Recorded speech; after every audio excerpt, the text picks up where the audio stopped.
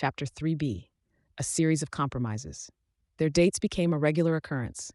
Rome always had something spontaneous planned: a drive to a scenic overlook, an art gallery opening, a private tasting at a trendy restaurant.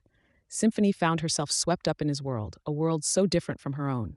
But with each outing, the cracks widened. One night, after dinner, Rome suggested they skip dessert and head to a lounge he liked. Symphony hesitated. "I actually have Bible study in the morning," she said. "Bible study? On a Saturday?" Rome teased, raising an eyebrow. "Can't you skip it just once? Live a little."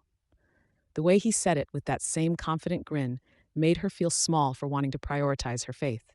"Maybe just this once," she murmured, ignoring the small voice in her head urging her to stand firm. The lounge was glamorous, filled with the city's elite, and Rome seemed to know everyone. He introduced Symphony to a group of his friends, sharp-dressed, stylish people who laughed loudly and talked about things that made Symphony feel out of place.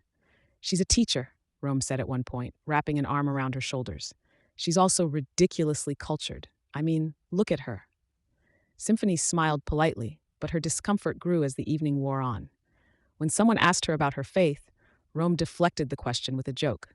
"Symphony's got this whole church thing going on," he said, his tone light. "It's her thing."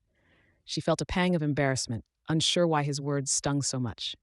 Chapter 3c, Inner Conflict. By the time Symphony got home that night, the excitement of the evening had worn off, replaced by a gnawing unease. She sat on the edge of her bed, staring at her reflection in the mirror. "Why do I feel like this?" she wondered. "Isn't this what I wanted? To feel desired, to be seen?"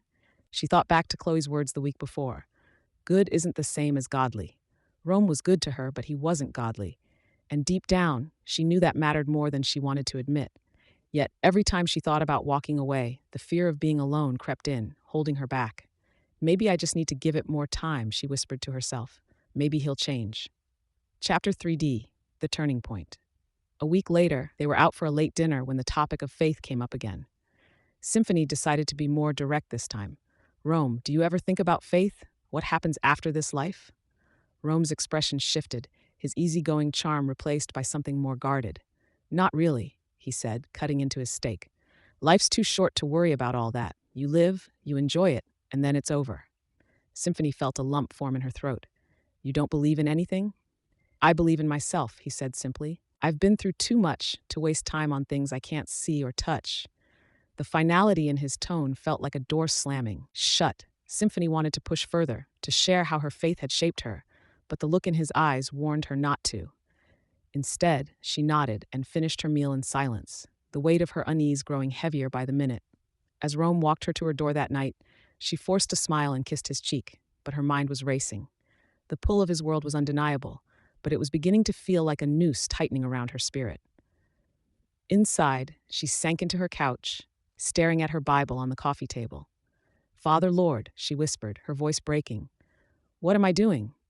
The question hung in the air, unanswered, as Symphony wrestled with the growing divide between her heart and her convictions.